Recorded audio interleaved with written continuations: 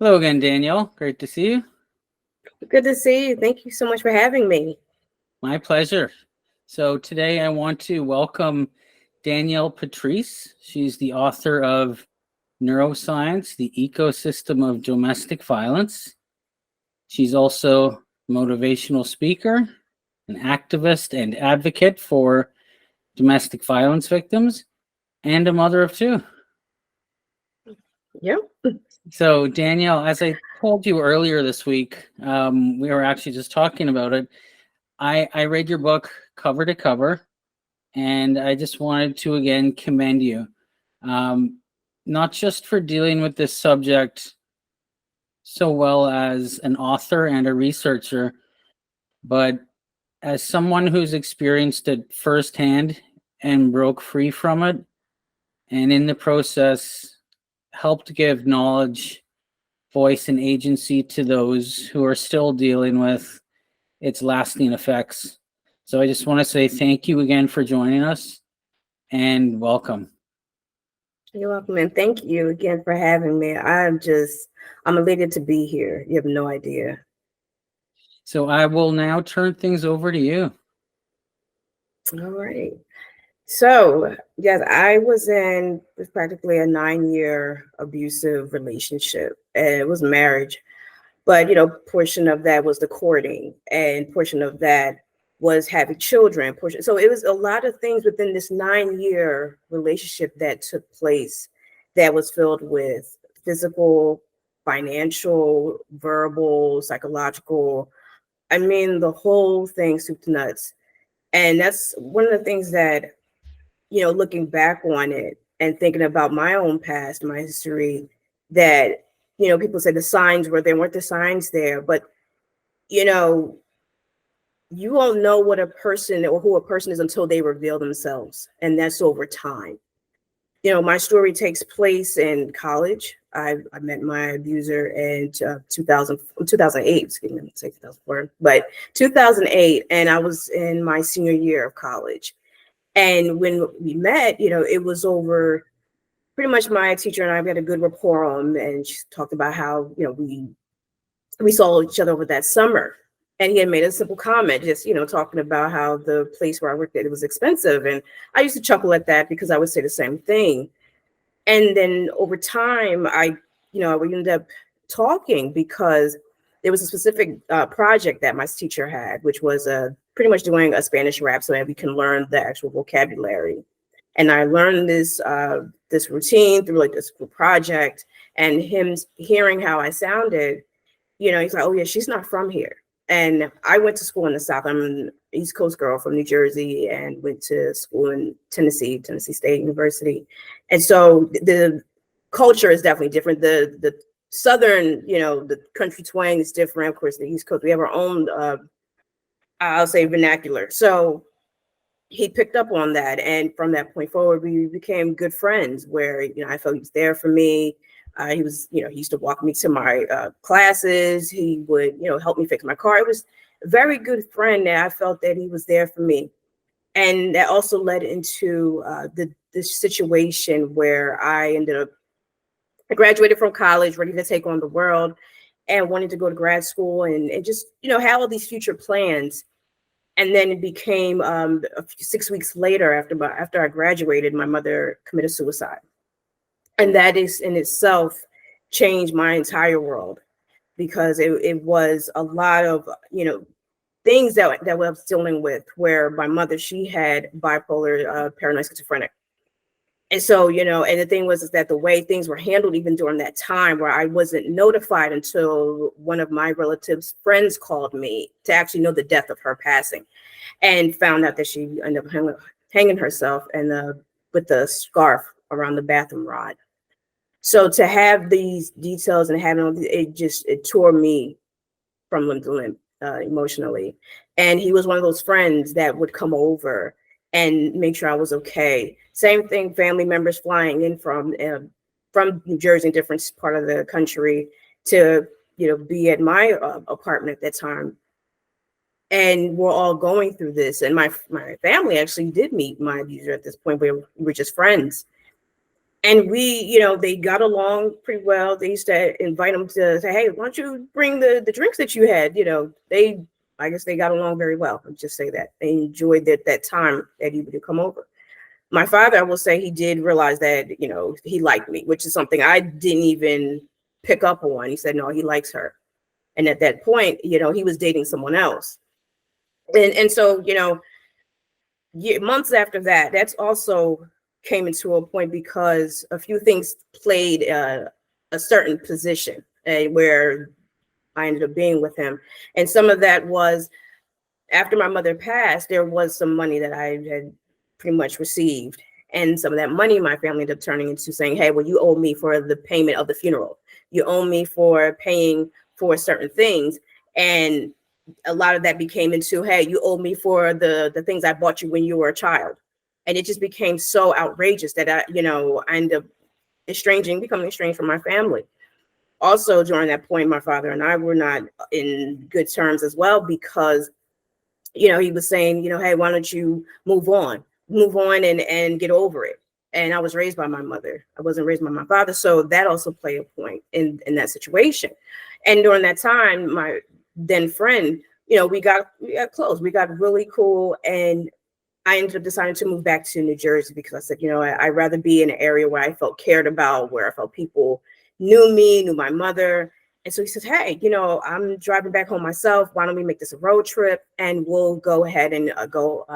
You can stop in my home and then you could go take a car, like rent a car and go to your home state. And I said, okay. And that's what we did. And it just things were unrevealing.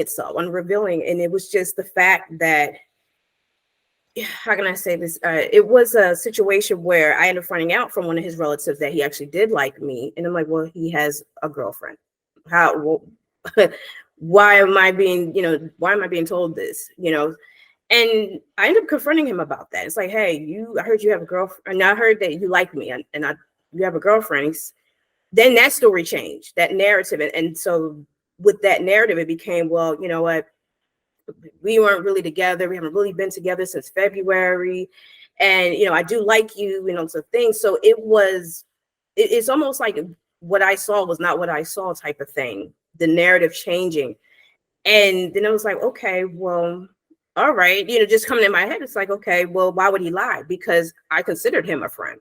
So I didn't see a reason as to why he would lie, why he would tell me something that I didn't. I will say this, I was naive at that point. I was definitely naive, and I definitely shouldn't have been in a relationship at that point. And it turned into, even over that time, okay, I'm going to marry you. I was 22 at the time. Like, oh yes, we're going to get married and we're having this family. Because what I realize now is that I lost my family. I lost the person that I considered that was my family. And even though it was two of us, now I'm getting into a new family. And it was just because I also lost part of my family in the process of losing my mother, with the greed, with the money and all of that situation. And also even with that, my now ex-husband, he was also the person that I felt was a protector, because when he asked for my family's blessing, there was a relative that explained to them, well, I don't give you my blessing because Danielle is this kind of person, and just obliterated my character. And even with that goes saying that, he was told, Danielle's not mature enough and she owes us money and blah, blah, blah, blah. And it was just the fact that this person, what you did was you gave the ammunition to this person. You basically are telling them, we're not protecting this woman. We're not helping her. And so whatever you do is on you. And that goes without saying, by just destroying my character to a person that wants to marry me. And so the first incident, I would say not even a physical incident, but just like over time, it started off with smaller things, because it was in the beginning was a nice whirlwind type of romance. And it was, he admired me, but at the same time, he was calling me stupid for certain trivia that I didn't know about him.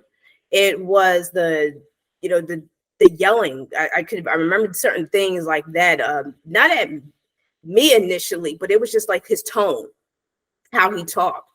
And it was like, from things I remember, it was like I didn't see that side of him, or didn't realize he had this other component that he revealed himself to me. It was more so as like he was very caring, he was very charming, he was It was a nice guy. So I didn't even think he was a whole nother level to him on the level that he was. So the first time everything happened, I'm saying the night before we got married. And I remember we were arguing about something, and he said, and he pinned me down on the bed, and he said, now I can do whatever I want to you because you'll be my wife. And at that point, I had my first child. My son was like 5 months. I did not know how to go through with it. I didn't know how to get out of it. I didn't know what to do. Because at this point, I wasn't talking to anybody hardly. And maybe a couple relatives, a slew of relatives. And so I went through it.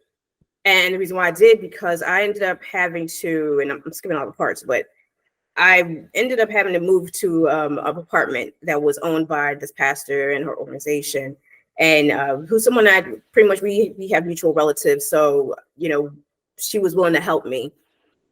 And so I got my place, my car, everything, all before I got pregnant, while he was having his own issues. And so when he moved in with me, he said, hey, the pastor in the song, he said, you know what, y'all got to get married. We don't believe in shacking up. So either y'all marry or he's got to leave. And that's what ended up happening, us getting married. And even though we were talking about it before. And so by that night before was that whole incident. And now I'm getting myself into a situation I don't even know how to get out of, because I felt it was almost to me feeling, binded to that situation. And so even with that particular next day, going through it, trying to make it a good day, which I ultimately felt I still can't, I'll never get over that day, not enjoying it, this was everything I never wanted. You know what I mean? Like I never wanted to have this particular day. Little girls think about how their weddings would be and have this whole picture in their mind. And that picture did not include not having my mother there. That picture did not include having the terms and conditions the way it was. And so just having that moment, it took a lot from me. And, and the first actual incident after we got married, the physical incident, I'll say, was when I don't even know, we were arguing about something, and he basically pushes me against the wall and rips the left side of my shirt. And the shirt was my mother's shirt. And I remember, over time, it was different arguments. It was, I remember him headbutting me and having a knot on my head and being scared to go outside because I didn't want nobody seeing how I looked, not contacting the police. And it wasn't until later on where it was this situation where over time he got along with the pastor in this organization. And unfortunately, this particular organization, or the people involved in it, they also had bad blood with my family due to previous situations with my family. And so and this is what I feel, that a lot of the gossiping, well, how people complain to me, well, how Danielle and her family is, how this is, and this is the same family, this is the same organization that eulogized my mother, my great aunt, my grandparents. So this is, you can understand how tight knit I felt, I thought I had with this particular family. And so ended up happening is that they also advised him, hey, go get a restraining order. And so because of all the commotion between me and the head, and he ended up getting a restraining order against me. And for 4 days, I didn't know where my son was, because he took my son and left pretty much. And so I had no idea where my son was. I had no idea what was happening. My head is spinning. I'm being told I have to go to court. I mean, this was all brand new. And then having the judge decide on different particular days to see my child. I mean, it was unbelievably scary, especially the first time around, and not understanding the law, not understanding the procedures of the court. And and the thing is, with New Jersey, everything is very quick. I don't know in other states, but it's very quick because it's within 10 days. The restraining order, it happens to be granted what's called a TRO, temporary restraining order. It's granted within the first 10 days, or it's granted on the spot, but the court appearance is within the first 10 days to get a final restraining order. And once you get a final restraining order, then that's it. Then you're permanently barred from that person, and that's for life, unless the person decides to remove it. These are things I did not know at the time. And then one of the people, at the courts, I feel is one of my heroes, Sue, will always be my hero. And what ended up happening was that mom said, you know, Dan, you didn't fight for yourself. And because I was taken back, like I didn't know how to fight at that point. And so I said, I need emergent hearing. I need to understand what's going on. And I said, I am the victim in this situation. And I met Sue. And I mean, she was just a trailblazer for me because I saw how she maneuvered, how she moved, everything. It was like, because she knew what to do. She worked in the court as a DV division. And she ended up saying, you know, you need to basically kind of counteract it. And then what it was I had to end up filing the restraining order against him. And then what it did, it kind of made things even in a sense. And what it did, it also put me in a position to fight back for my son. And when she called, she called his mother, my ex-husband's mother, and said, you have until 7:30 to bring that child back. And by 7:30, my son was back in my arms. And the thing was, it was just the fight, you know, having to go through that. And that's what it was for almost, like I said, for until 2018, fighting, going back to court, getting restraining orders, getting, you know, court and custody battles, CPS getting involved. I mean, it was like that for a long time, the abuse and the pattern of it. And so, and the thing was that, you know, I wanted my marriage. I wanted it to work. I wanted I wanted things to, I wanted him to get the help he needed. I wanted to make sure my children had their father. I wanted to have my husband. I wanted my traditional nuclear family. I wanted things to work out. And the thing was, I didn't feel that I had the people in my corner. I didn't feel like I had the support that was needed for me to have that. And I definitely didn't feel protected in all of this. I felt like the people that were involved as well were also enablers of my ex-husband. And that also played a role with it was, you know, people saying, well, you know, you got to look out for your child. You got to do it was like, where's the concern for the family as a whole? Where's the concern for my well-being, my children's well-being who are dealing with this? And it was just, you know, a lot of frustrations, a lot of feeling hopeless, a lot of hopelessness, feeling powerless, and also feeling unheard and re-victimized, because even with the courts, I didn't feel heard. I didn't feel like people were listening and taking the time to listen to what I have to say. And it felt like he knew how to talk. He knew how to carry himself in court. He knew how to be charismatic and still try to attack me in the court. And so, you know, and there was an incident, I would say a couple incidents that's always stuck out to me. And one was in 2016, and we were arguing and fighting, and, you know, he had a knife to my neck. And, you know, and the thing is that having to have that situation and to be, you know, have to be calm because I don't know what's going to happen, having to make sure that my family is safe. And luckily my family were in the other room, my children. But having to have that situation where I'm concerned for my well-being and I'm concerned for my future, you know, if he's going to kill me. So I ended up going, he ended up having the knife in front of me and saying, he said, do you want a divorce? And there was another person in the room. And I ended up saying, like, put the knife down. And he puts the knife down and I push him as far as I can. And the thing is it's like he ends up getting the iron. He was still fighting. He ends up getting an iron that you iron, you know, clothes with. And by that point, I ran out of the house. And this was January of 2016, which was, I mean, dead winter. And I didn't have maybe just shirt and pants on. My hair is all over the place. No coat, no shoes, no socks, no nothing. Just ran out while he's following me with this iron, like he's going to bash my head in. And I'm running in this apartment complex, and something told me to basically run in zigzag. And I ran in zigzag, and he fell. And I ran to a friend of mine from high school. I ran to her apartment, and I screamed for help, like open the door, and she sees me in this disarray. She sees I have these scars. I was scratched on my chest. It looked like Wolverine scratched me. And it was one of the scariest times of my life. And I ended up getting taken to the station. And while I'm taken to the police station, the person who was there also said to me, Oh, it said to the police officer that there was no butcher knife, and so they allowed him to get the restraining order against me. The police allowed him to get my children, allowed him to have the apartment, because whoever files the restraining order first gets everything. And so they allowed him to get the restraining order against me. They allowed him to get, get the access to my children, allowed to get the house. And I had to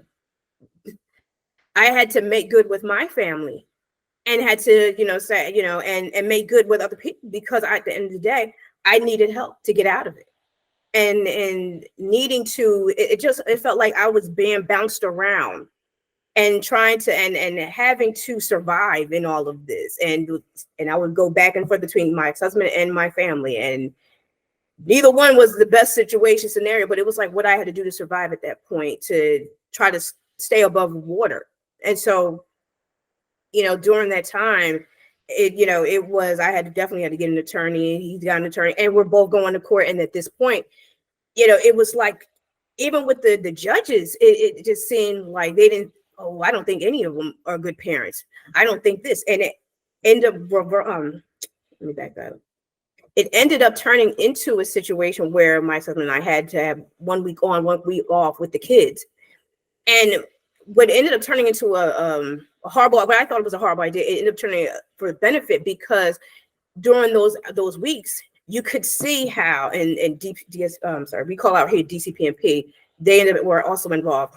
And what it turned into was, you could see who was the parent, who was actually taking care of them during those weeks. Because the weeks that I was, taking care of them, my kids were in school on time. My kids were making sure that, they were in kindergarten and preschool, but they were in school. They had their clothes, everything looked, together. They were together, appointments that were taken care of, everything was fine. When he had his weeks, school was different times of the day, whether it was 12 o'clock in the afternoon, 2 o'clock, like he's sending them all different, or not sending them at all. Their hair is disarray. I mean, it was just insane. And so even having to fight that, and, and then dealing with all of that. So it was very traumatizing, those experiences.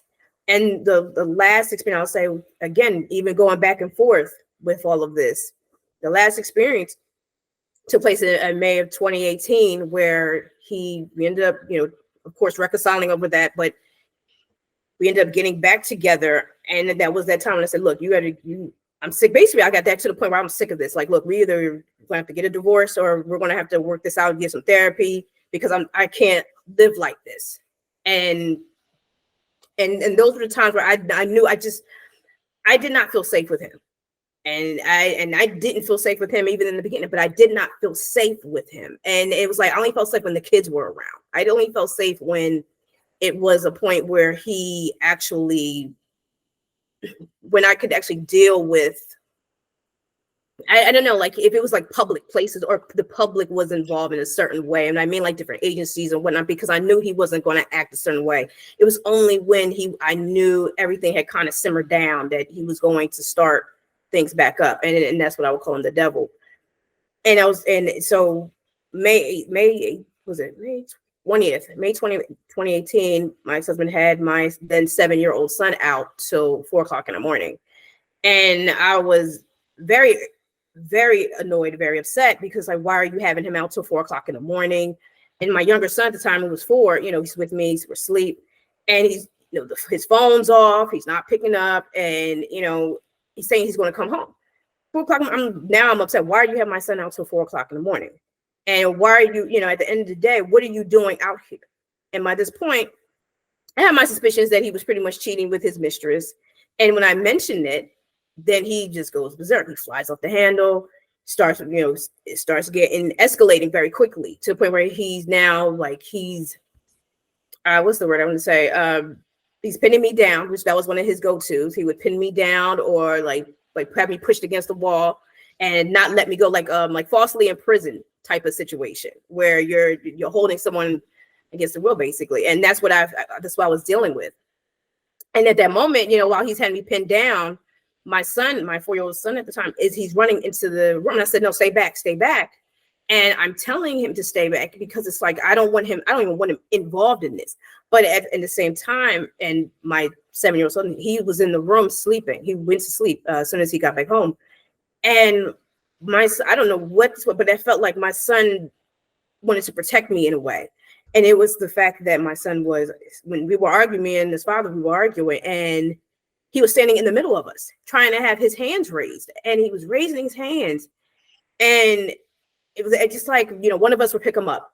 And it was almost like kind of a de-escalation type of thing. And even though he's 4, it was just like he knew, and then because the one particular, that whole night was just crazy because it was just like him.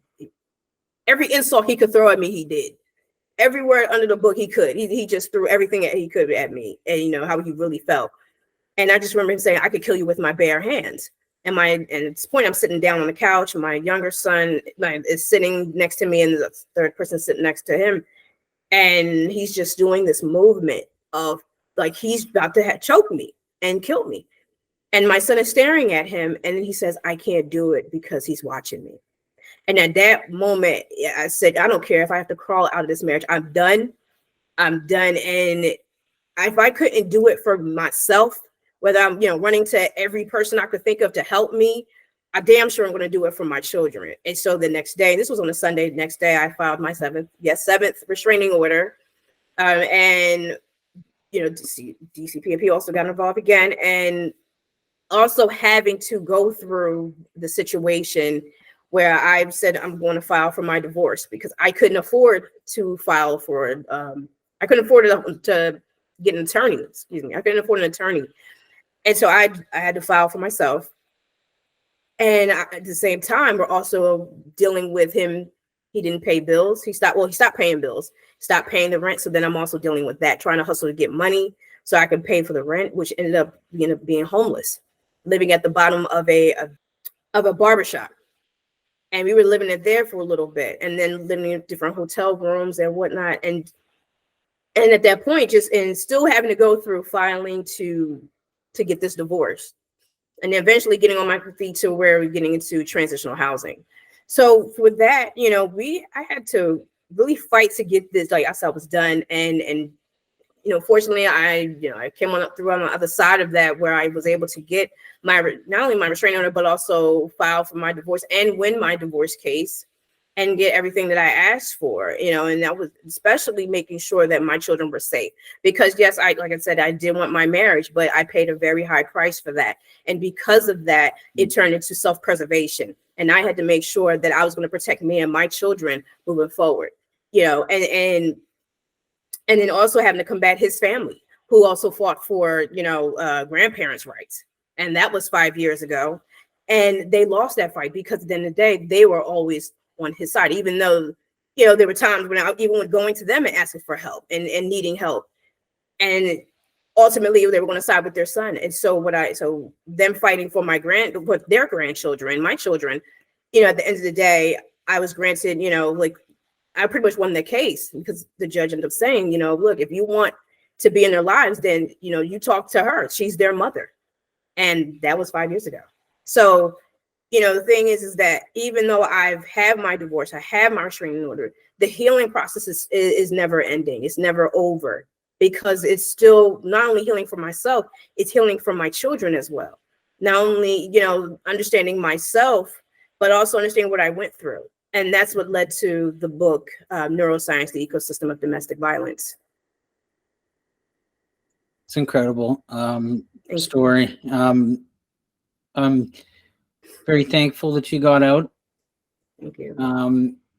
I'm sorry that you had to endure those experiences, but it obviously informed a lot of the firsthand experiences as well as the research that went into this book. Can you tell us a little bit about that? Sure. So the book is a research book, and how this was, formatted was that I was enrolled in a online research academy called Polygence, and was also given a mentor. My mentor Isabella, who is a neuroscience grad student, because I'm not a neuroscientist. So what we did was she guided me through the scientific process and the scientific method, and starting off with the question of understanding the dynamic between victims and abusers.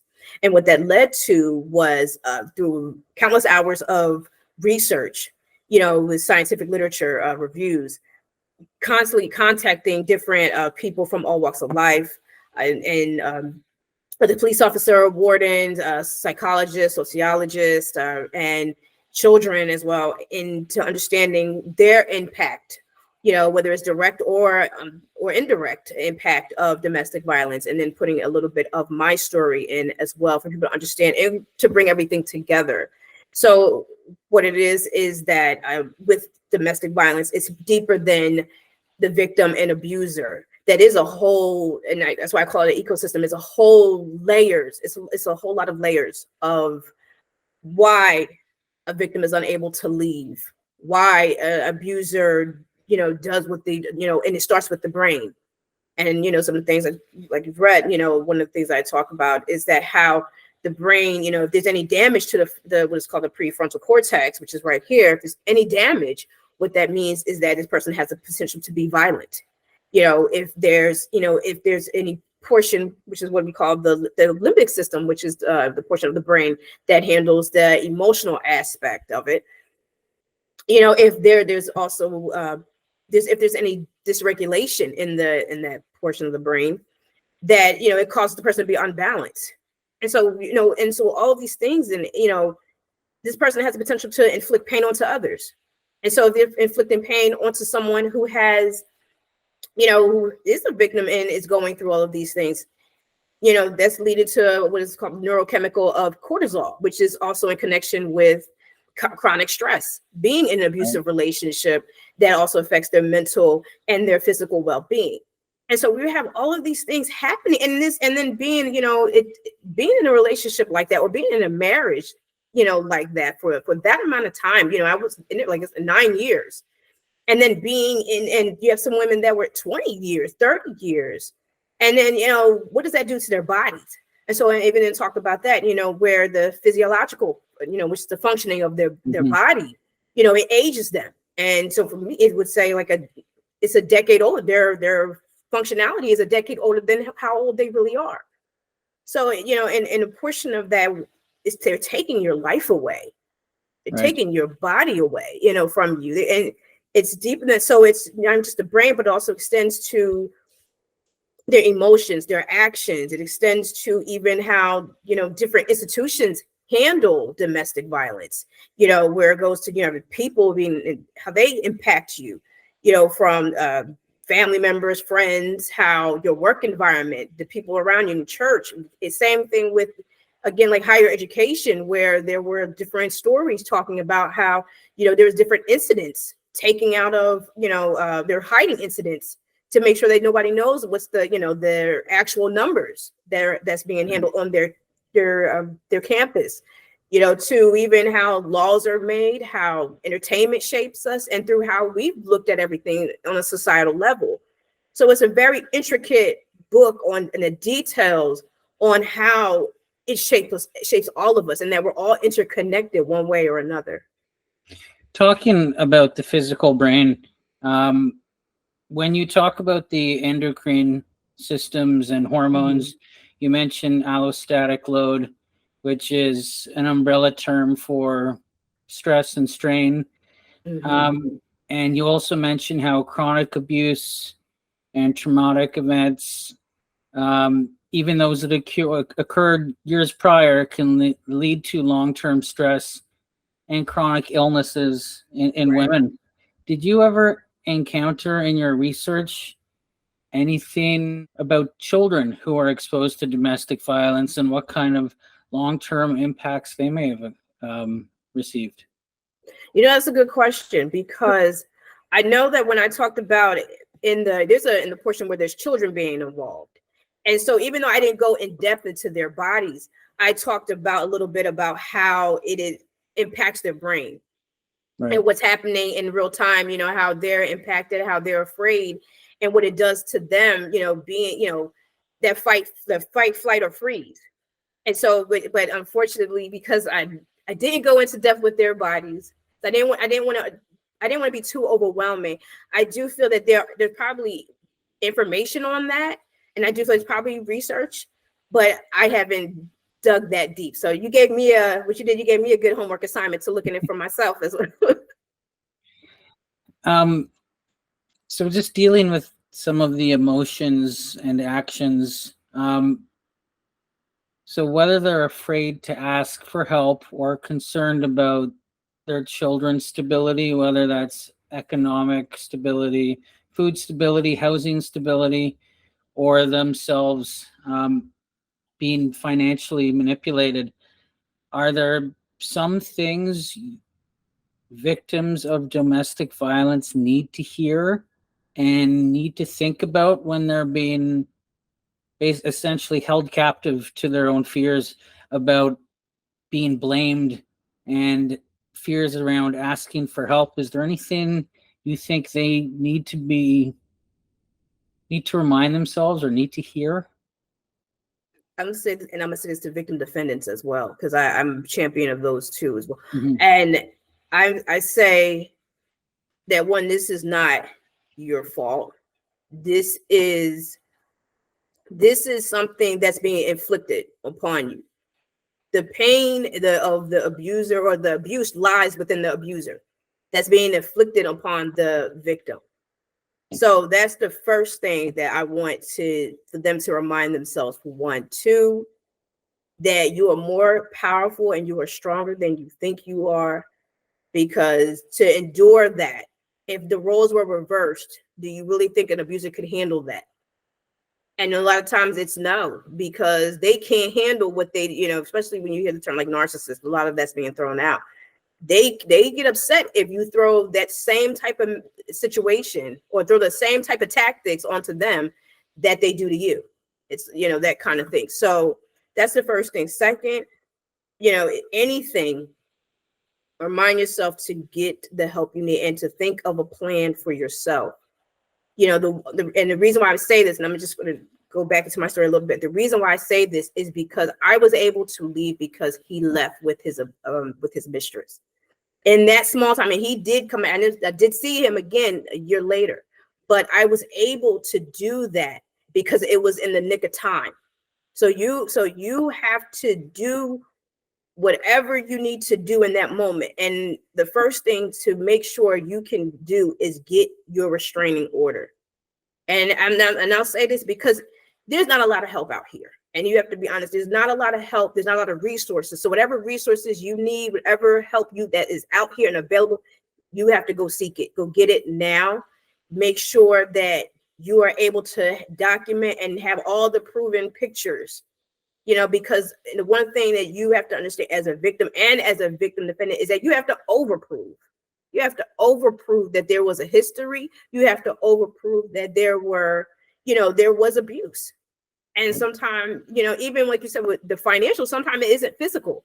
And so how do you prove that there was, threats? How do you prove that? How do you prove that this person took money out of your account? How do you prove that? And so that's where you have to over document. That's where you have to overprove that you are, that you're in this situation. Because unfortunately, we're in a society where victims are victim blamed and shamed for speaking out and speaking up, and abusers are walking away and are also, pat on the back like, yeah, when you're saying they didn't do it, when in actuality these people did do it. So that's the thing you have to remind yourself. These are the things. And also, especially if you're parents, you also have to remember, you want to see your children. You want to see their faces when they wake up, when they go to bed. You want to see that, and you want to live to see that. And so, and don't think that it's going to get better, because it's not. You cannot change a person that does not want to be changed, or do not see that they need to change in the first place. So focus on making sure that if there's another incident in that time frame, they're trying to gather their wheels after that incident to make it right, to start the process all over again. So you're going to deal with that honeymoon phase right after that. Get out while you can and make sure that you don't have to write the plan down, but make sure that from just once you start, don't stop until you know for sure that you are safe and your family's safe. Fantastic advice. Thank you. Curious, where do you think the stereotype and misconception of victims and victim defenders as weak originates? Do you think it's due to physiology with the stronger individuals are assumed to dominate the weaker? Do you think it's outdated beliefs of the role of gender in relationship? Or do you think it's, as you mentioned later in your book, due to women's portrayal in the media? I think it's a lot of those. I think it's a combination of all three. Yeah. And the reason why I feel it's a combination, like I talk about, one, with victims in the society, we're always considered weak. Because you have to be this weak person or someone to be taken advantage of, because you didn't see it. I say that, for the women, and historically, women didn't have rights. Women had to protest to get rights. Women had to fight to get, their names on bank accounts, their names on credit cards, to fight for a job with equal, opportunities and whatnot. And why was that? So it's always been an imbalance especially with women. It's always been an imbalance, but there's always been dominance. There's always been oppression. There's always been that sort of, what's the hierarchy. And so I think, and then also that carries over to, entertainment. I talk about, decades ago where there was, men's or an advertisement where the man was spanking his wife, and this was considered normal. It's also played over. You have it in movies, you have it in music, you have it in, the way that women are viewed.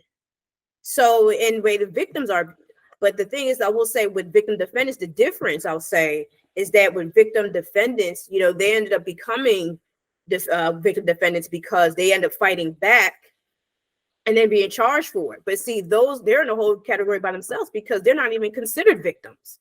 They say, well, they don't look like a victim because this victim, you're supposed to be weak. You're not a victim. So now you're lumped. And I think that's the problem, is because of these stereotypical things.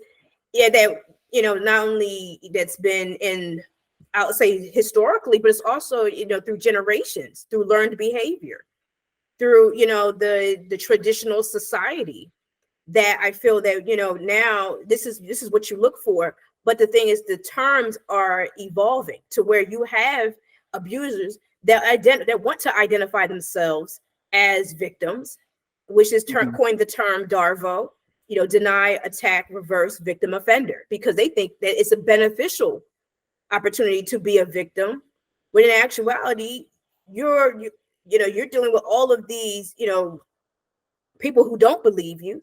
You're having to overprove yourself, and you're also having to deal with the consequence of seeing the abuser possibly getting away with it because they're more believable. They know how to put it on, put the act on. So, it's a combination of everything. So when it comes to friends and families, I'm going to quote you. Despite the attention to the effects of domestic violence upon adult women, its impact upon children and young people has been comparatively neglected. It may have been one of your interviewees who said that, but I'm just wondering why you think that is. Are people really not interested in the long-term effects of how this is impacting children, or is there just too much direct attention on the victim? I don't think people fully get the idea or understand domestic violence. I mean, people, we deal with, let's just say we deal with victims and abusers, and people still don't understand the totality of what's happening with victims and abusers. So I think as a whole, people can't even understand what's happening because they look at it as this is a relationship like a spat. This is a lover's quarrel. and not taken as this is someone who's a predator. So they can't even understand. So now when children are involved, it's almost as, well, you're dealing with parents who are in a battle or a custody battle, or dealing with a lover's quarrel, or, irreconcilable differences. They're not seeing the full picture. And I think that what's being neglected, and why it's neglected, is because we're not, I'll say this. I spoke with my editor about this, and and one of the things is that we talked about how there's interviews about parents, there's interviews about adults who represent children, there's interviews about maybe adult children who are rehashing their past or reminiscing over their past, but we're not speaking directly to children. And I think also part of it is that we have this preconceived notion that children don't understand what they're talking about. We have this preconceived notion that children, we almost infantilize children at times, and neglect the fact that how we were as children. We may not have liked certain things that our parents did as children. We may not like certain things that happened while in our childhood, and we reflect on that as adults, but we don't use that same opportunity with our children today as children. And I think that's why it's neglected, because we, as adults, everything gets complicated. So we complicate everything, and we mistake the fact that because children, all they have to do is go to school. Oh, your life's not that bad because you're going to school and everything. And it's like, no, the children also deal with it, because it's also complicating their foundation of their childhood as well, that carries into adulthood. So I think that that's a big portion of that. And that, and I think that if we start to listen to children and actually take them seriously as younger human beings, as younger individuals, as they grow into their own autonomy, that I think that it would be a better situation for them to understand, for not only for adults, but for them to internalize their own situation and understand their situation a lot sooner than growing up into the 30s and 40s, and then finally understanding, hey, I was a little bit of complex trauma and was not allowed to talk about it, or was not really able to articulate it properly and not taken seriously. So when a child feels threatened or fear, you mentioned their primitive brain takes over, and your example was like a guard on patrol, with the more advanced areas of the brain responsible for things like higher learning, reasoning, and logic shutting down. And you mentioned how this can lead to short-term and long-term psychological problems, things like cognitive, social development issues, mood disorders. I know there's a lot of extenuating circumstances, like age of the child involved, and everyone responds differently. But was there a common thread amongst the responses from your interviewees about how someone experiencing or having experienced domestic violence should address these issues with their children, and how they can best do that? That's a good question.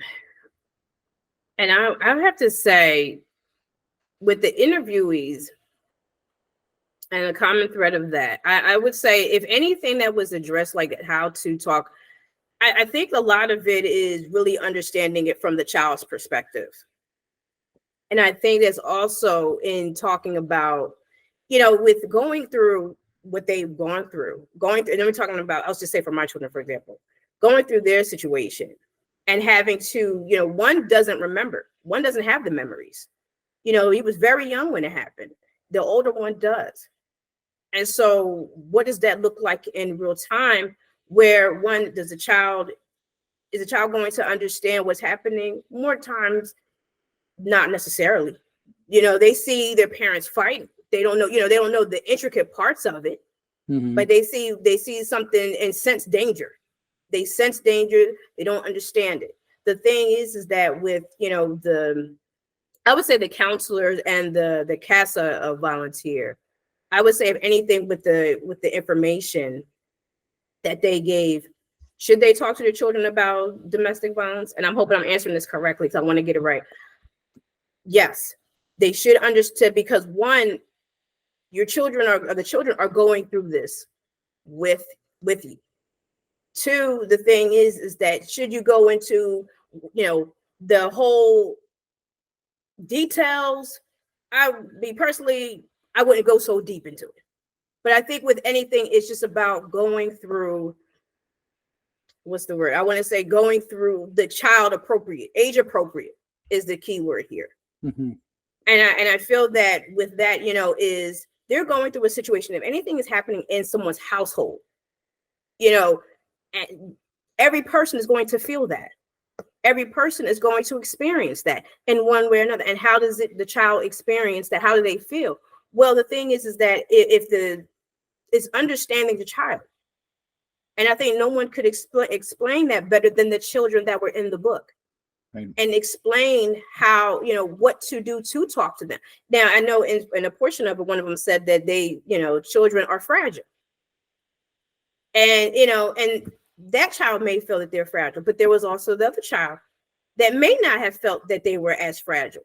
So the thing is that one, adults, and I think we talked about this before, adults have a certain way of talking about children, or feeling their feelings with children. But I think it takes that child, and it takes that, and I don't say it's not a one size fits all. So it's like the customize. You have to customize how you talk to the children, to each child, how that particular child may feel, how that child may handle it.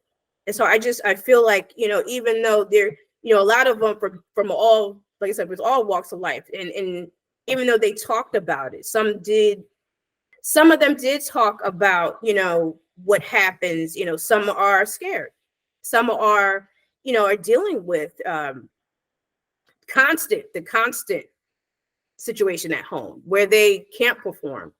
Some of them are dealing with, I want to say, they're dealing with different matters. And I know, like with Susan, when she talked about, they think it's normal also, but there's also, I think from a school level, there's I don't know if you heard about the term, it's like a heart approach therapy. And where instead of like suspending the kid for acting out, there's different components of that. There's different components of that. And I want to say it's either like really understanding what's going through with the child, and it's not disciplining them, but trying to help them. So I hope I'm answering your question right, because if not, I'll do a retake. Another take on that, because I don't want to sound like I'm running. You definitely answered it very well. Okay. I'd like to move on to an interview you had with Wendy. She's a psychologist. Now, I obviously am missing the full context of the interview as a whole, but she mentioned how victims can be their own enablers by having their victimization become a central part of their own identity. And she goes on to say, this process enables the victim to remain in a victim mentality versus a survivor role. Would you say that's a fair statement, or do you think it's in a way perpetuating that stereotype of poor victims that have not yet found the resources they need to transition into that survivor role? Just curious what your take on that might be. And that's a good question. That's another good question. I'm gonna tell you, and I think it's fair, because being a survivor myself, as you know, I work alone. And the reason why I work alone, because I feel that my voice, I could do more with my voice than I can work with the group. And I've worked with a group of survivors. But the thing is that every survivor or who's experienced domestic violence are at different points of healing. And, and so the thing is that when you're dealing with different survivors, some do hold on to that victim role and hold on to, and although it's, how could I say it? It's a way where,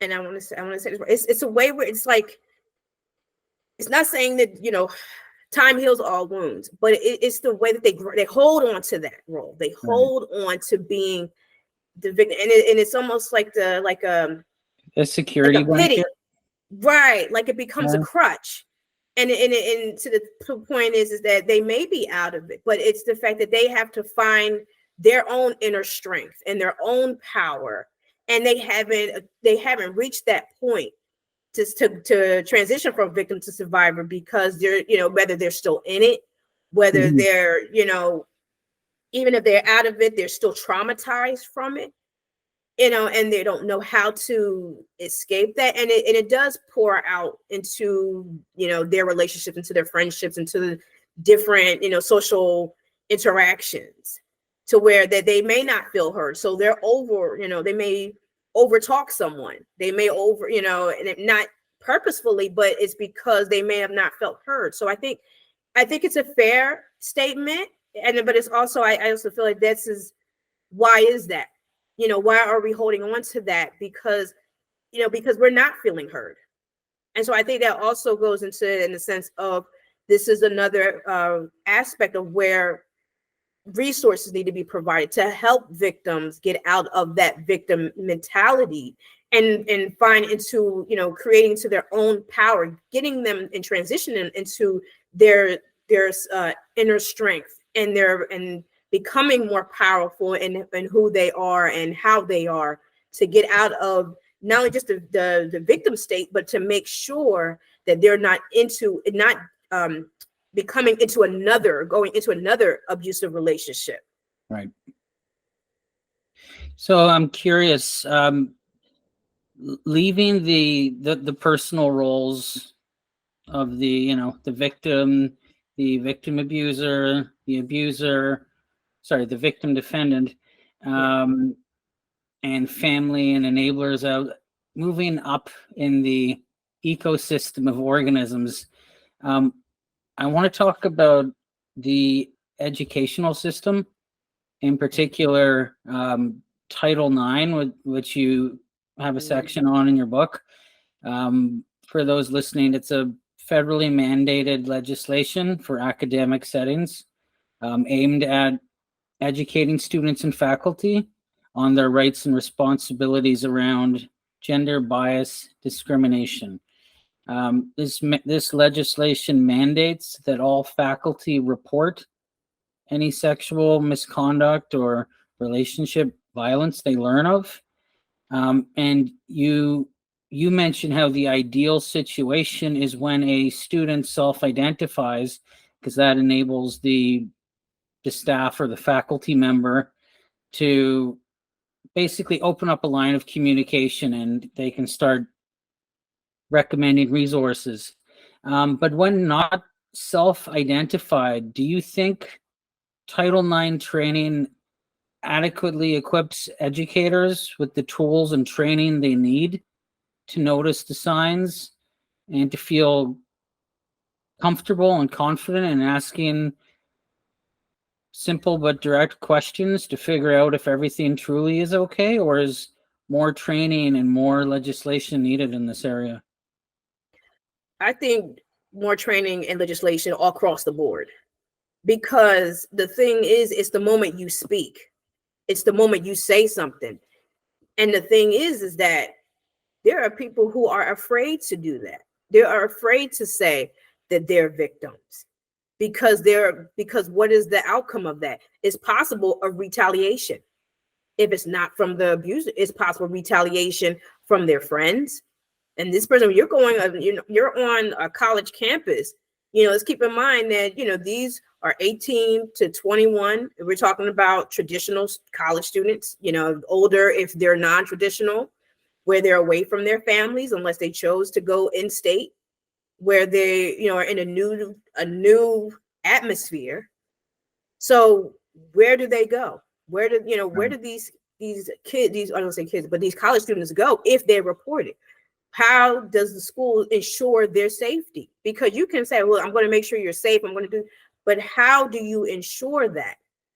And allow them to continue to take classes? Because keep in mind, there were times before you went virtual where you still had to walk across the campus to go to your classes. You still had to, go to the lunchroom to get your lunch, unless you went to, got food off of campus. So how do you ensure that, and ensure that they're able to still have a quality education, and they're still able to remain on the campus, because there's incidents where the student may not feel safe enough and then moves to an entirely different state, moves to an entirely different, or enrolls in an entirely different college and matriculates in the new college, within the new college, because they cannot handle emotionally and mentally being at that school. So I feel that you have to put yourselves in that situation. And I think what's missing here is empathy. No, you're not putting yourself in that person's shoes. You're not walking in their shoes, and you're not.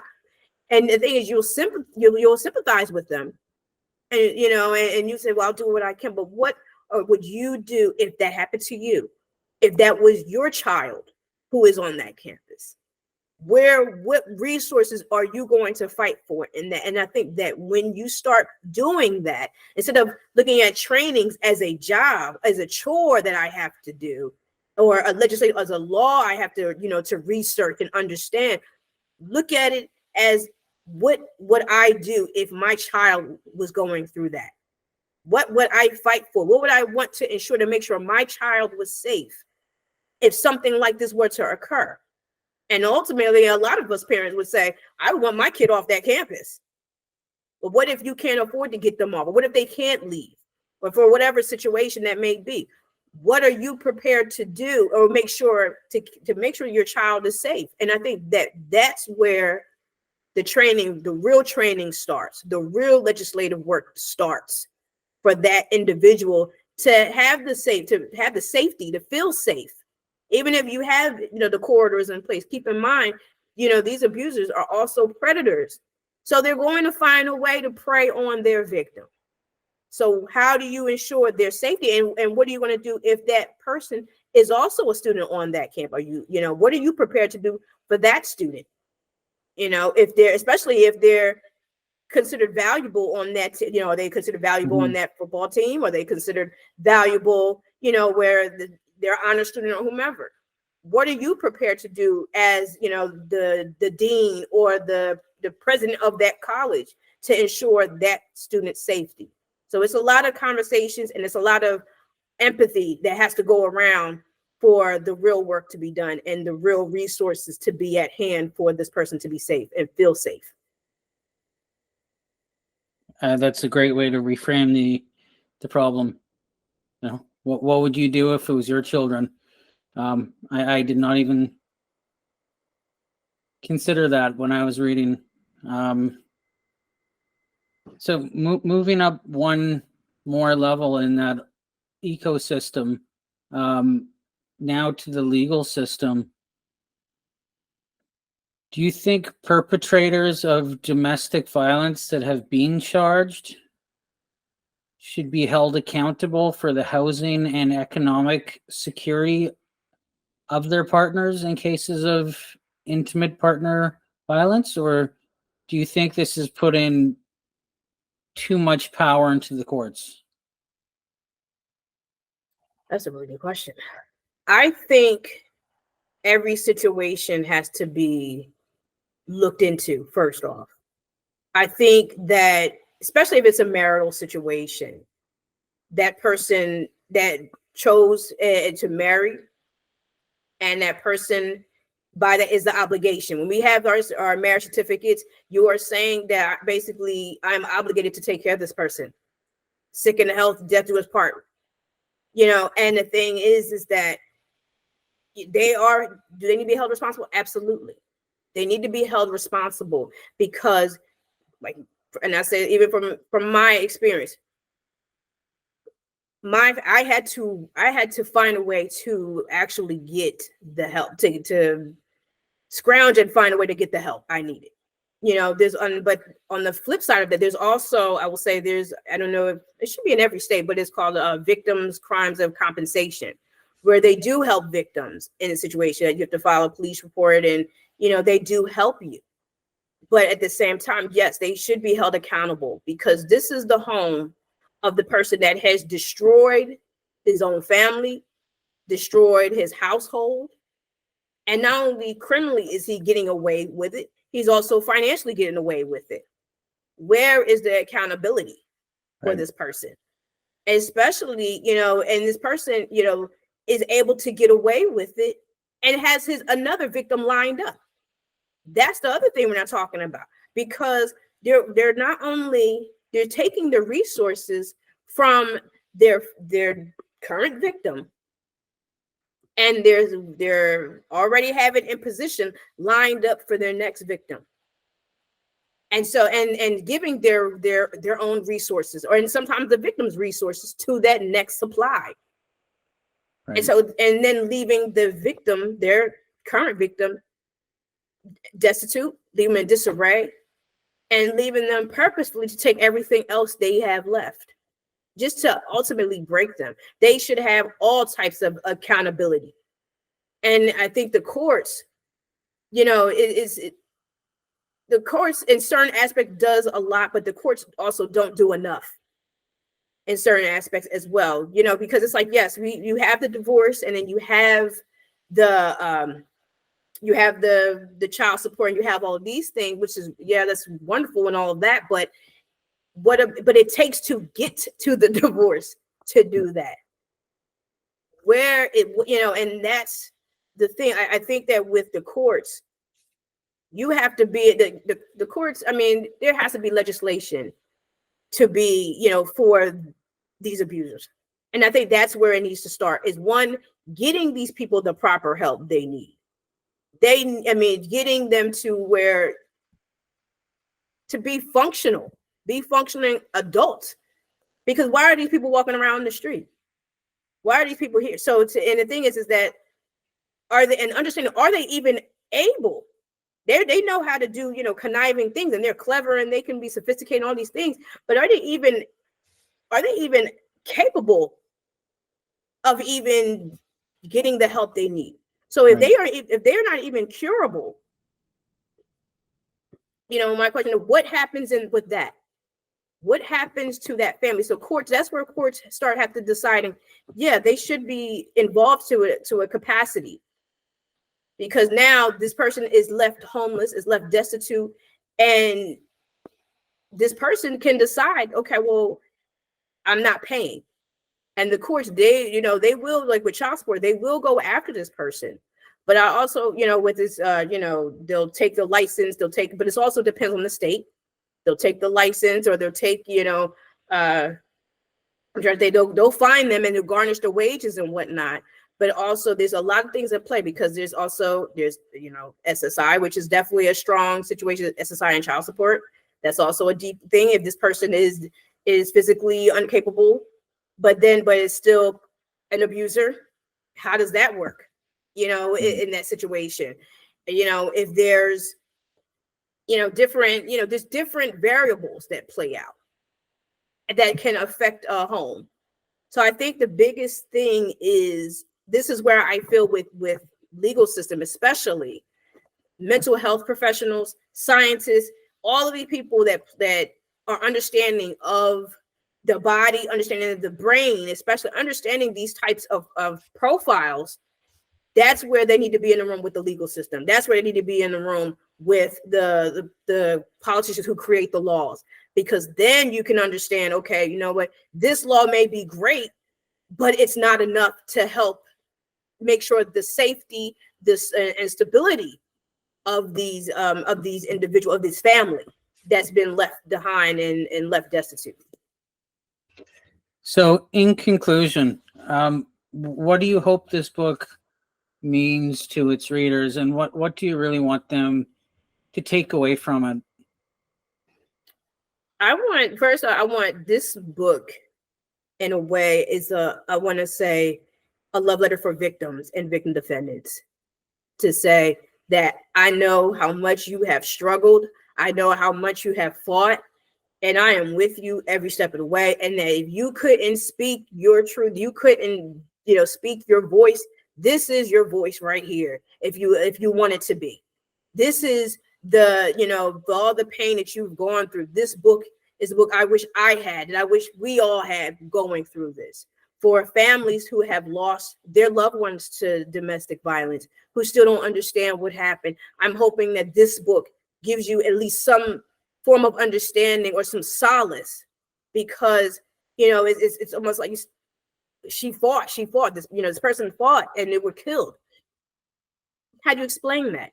You know, how do you explain what happened? And maybe, you know, for others, you know, who don't experience it, you know, you may not, you know, like, look, I don't care what she went through. You may not care about it, but there's someone in your life, whether it's a mother, your sisters, nieces, cousins, friends, who have been victims or may be victims in the future. This is the opportunity to put a stop to it, to understand the mindset of abusers, to understand what they have to go through, victims have to go through, and what victim defendants, when they feel hopelessness and feel like they have to fight back just to get some sort of freedom, to only be re-victimized again.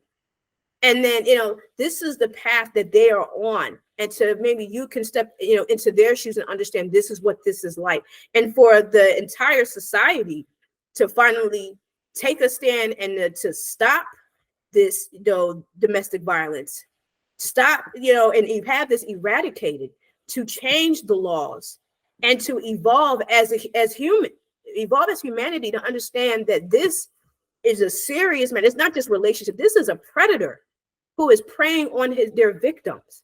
Because in actuality, what is happening is you will stop a serial killer. A serial killer is very fast. It's going to kill. It's going to kill. He's going to come in. He's going to quick, and he's going to kill. A domestic violence abuser is slow walking their victims, and you have to catch it before it's to their death. That's the difference. They haven't revealed themselves yet, where a serial killer has, but you don't put it in that term. You don't put it in that context. They are predators. And what do you do with predators? You need to get them out, get them off the streets, get them the help that they need. And so that's what I'm hoping for, is to change the way that and shift the narrative of what is happening to victims and what is happening in domestic violence as a whole and as a cause. Very well said. Very well Thank said. you. So I know this can be a painful topic and debilitating experience for all of those who have gone through it.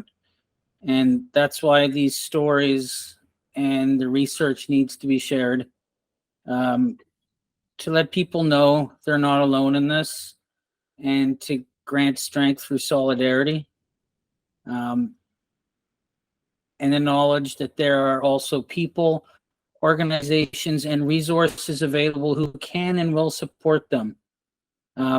Domestic violence is a terrible thing. And I really want to thank you, Danielle, for writing this book, and taking the charge for many, many people who feel like, I'm sure they feel like they've lost their own voice and agency. So I know your book will make a tremendous impact. I just want to again say thank you so much. You're welcome. And thank you, honestly. Thank you. Because like I said, your words in that email was amazing to me. You hope going into this that you wanting to change, and to have that, you know, received, and to hear your amazing words and your kind words and encouragement. It was just amazing. So thank you. And thank you for allowing me to be on this platform to also further the cause as well. Thank you. Just thank you for being the strong survivor you are and sharing your words of strength and wisdom. Thank you. You're welcome. Thank you. Thank you. Thank you so much.